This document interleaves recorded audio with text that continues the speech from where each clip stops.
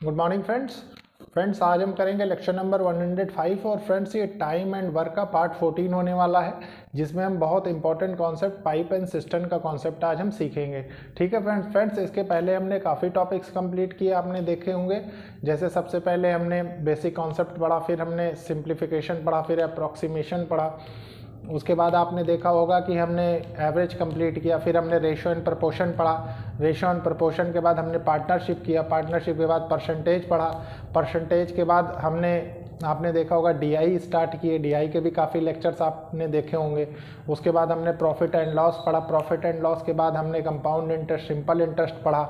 और फ्रेंड्स उसके बाद आप देख रहे होंगे कि टाइम एंड वर्क के भी हम काफ़ी लेक्चर्स कंप्लीट कर चुके हैं। लेकिन फ्रेंड्स अभी जो कुछ और प्रॉब्लम्स हैं ज़्यादा इंपॉर्टेंट है, या मैंने जो भी थोड़ा सा और डिफरेंट प्रॉब्लम है उसको अभी मैं मिसलेनियस प्रॉब्लम में आपके साथ लूँगा और कवर करवाऊँगा। लेकिन आज हम एक नया कॉन्सेप्ट सीखेंगे और इस कॉन्सेप्ट को कम्प्लीटली डिस्कस करेंगे आने वाले लेक्चर्स में। तो ये है पाइप एंड सिस्टम का कॉन्सेप्ट। ठीक है फ्रेंड्स, तो देखिए फ्रेंड्स होता क्या है इसमें, सिंपली समझने की कोशिश करिए। ये देखिए ये है पाइप, पाइप मतलब तो आप समझते ही हैं, तो इसको तो डिफाइन करने की ज़रूरत नहीं। सिस्टम होता है, सिस्टम क्या होता है आप गौर करिएगा, जब आप देखे होंगे सिस्टम को हम टैंक भी बोलते हैं, टैंक भी बोलते हैं, रिजर्वॉयर भी बोलते हैं, रिजर्वॉयर भी बोलते हैं, कहीं कहीं पर रिजर्वॉयर लिखा रहता है। ठीक है फ्रेंड्स, तो लैंग्वेज में कंफ्यूज नहीं होना और लैंग्वेज में फंसना नहीं। ठीक है, इन प्रॉब्लम्स को सॉल्व करने का तरीका क्या होता है, सबसे पहले उसका कॉन्सेप्ट सीखना है हमको। ठीक है, कॉन्सेप्ट। तो देखिए कॉन्सेप्ट में क्या हम सीखेंगे, मान लीजिए हमारे पास दो पाइप है। ठीक है, एक पाइप ए है, एक पाइप बी है।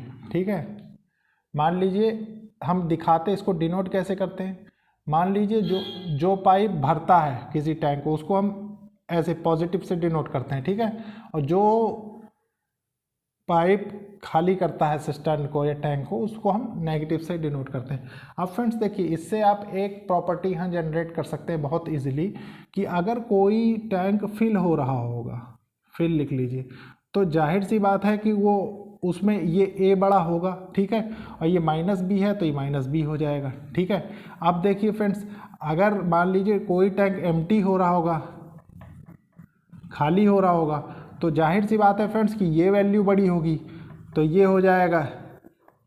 ठीक है, इसमें कोई कन्फ्यूजन आपको नहीं होनी चाहिए।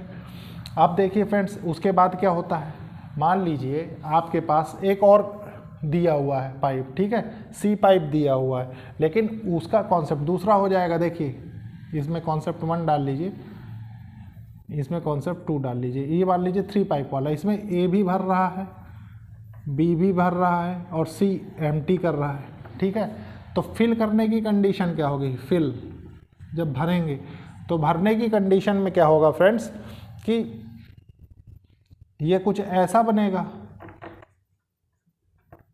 और एम्प्टी करने की कंडीशन में क्या होगी, खाली जब करेंगे तो जाहिर सी बात है ये बड़ा होगा तभी तो खाली होगा, तो सी माइनस ए प्लस बी हो जाएगा, ये कंडीशन बनेगी।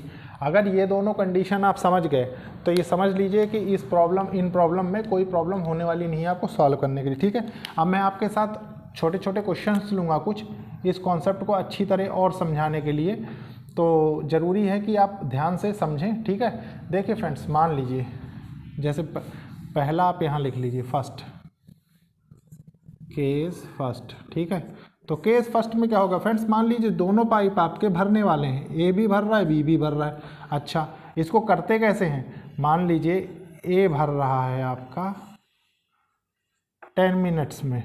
ठीक है, और बी भर रहा है आपका 15 मिनट्स में। तो क्वेश्चन आपसे ये पूछेगा कि दोनों मिलके कितनी देर में भरेंगे, तो वही सेम तरीका टाइम एंड वर्क वाला। इसीलिए देखिए मैंने टाइम एंड वर्क के साथ ही, मतलब मैंने क्या, सभी कोई भी टीचर होता है वो टाइम एंड वर्क के साथ ही पाइप एंड सिस्टम को पढ़ाना पसंद करता है। ठीक है, तो इसका एलसीएम लेंगे तो 30 हो जाएगा। टोटल वर्क या कैपेसिटी ऑफ टैंक भी आप इसको कह सकते हैं। ठीक है,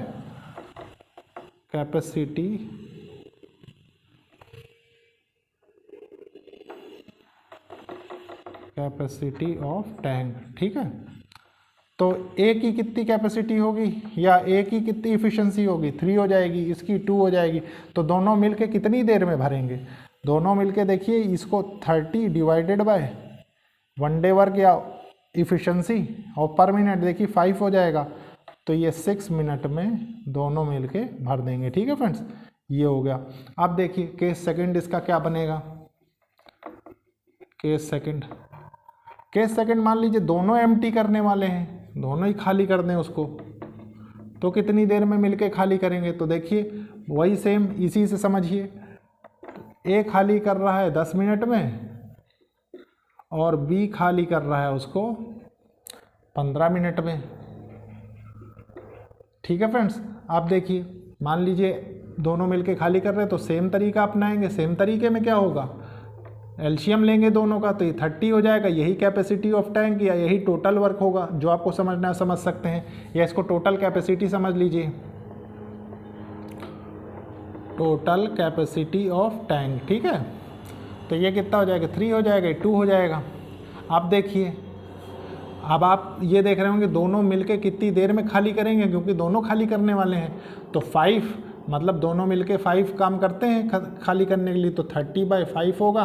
तो ये 6 मिनट में ये दोनों खाली कर लेंगे। ठीक है, एम्प्टी, ये एम्प्टी इधर लिख लीजिए ताकि आपको कन्फ्यूज़न ना हो, ये भरने वाला था। ठीक है, अब देखिए उसके बाद इसमें एक केस ये बनता है, केस थर्ड में मान लीजिए ए भरने वाला है, बी खाली करने वाला है, ए प्लस बी माइनस। ठीक है, तो सेम एज इट इज़, ई देखिए भरने वाला है, ए मान लीजिए 10 मिनट भरता है और बी 15 मिनट में खाली कर देता है। ठीक है, तो अब देखिए क्या होगा, टोटल कैपेसिटी ऑफ टैंक कितना, सेम एलसीएम लेके निकाल लेंगे। ठीक है, टोटल कैपेसिटी ऑफ टैंक तो ये कितना हो जाएगा, 3 हो जाएगा, 2 हो जाएगा। तो इन दोनों से आप एक चीज़ आंक सकते हैं फ्रेंड्स, यहाँ देखिए बहुत क्लोज एनालिसिस की ज़रूरत पड़ती है। ये बड़ा है भरने वाला और ये खाली करने वाला छोटा है, तो टोटल टैंक का जो नेट होगा वो क्या होगा, वो भरेगा, फिल करेगा। ठीक है, तो कितना फिल करेगा, देखिए 30 divided by a minus b हो जाएगा, तो 1 हो जाएगा।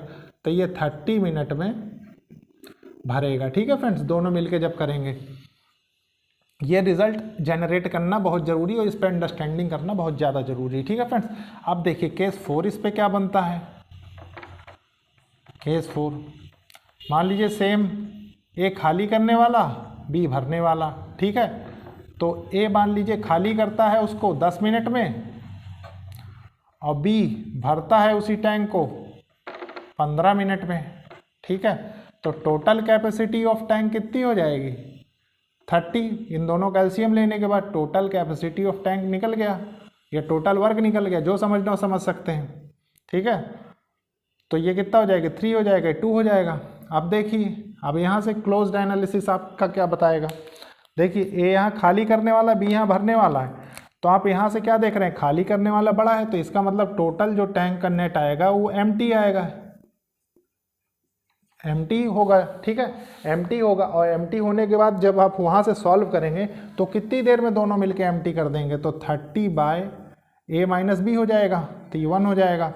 तो 30 मिनट में दोनों मिलके इस टैंक को एम्प्टी कर देंगे, जिसकी कैपेसिटी 30 है। ठीक है, सेम एज इट इज़। तो फ्रेंड्स, ये था कॉन्सेप्ट सीखने के लिए या सिखाने के लिए आज का लेक्चर। तो अगर आप इस कॉन्सेप्ट को सीख गए हो तो क्वेश्चंस मैं आपके साथ नेक्स्ट लेक्चर से लूँगा, और आप इसका एक बार अच्छे से रिवीजन करें और लेक्चर को लाइक शेयर सब्सक्राइब जरूर करें, और कोशिश करें कि उन ज़रूरतमंद लोगों तक ये लेक्चर पहुँचे जो लोग महंगी पढ़ाई नहीं अफोर्ड कर सकते। ठीक है फ्रेंड्स, प्लस एक अच्छी अपॉर्चुनिटी का फ़ायदा वो लोग भी उठा सकते हैं जो लोग कॉम्पिटिटिव एग्जाम्स की प्रिपरेशन कर रहे हैं, स्पेशली जहाँ पे पाइप एंड सिस्टम या जो भी टॉपिक है फ्रेंड्स, अर्थमेटिक पूछा जाता है। ठीक है, तो ओके, थैंक यू फ्रेंड्स।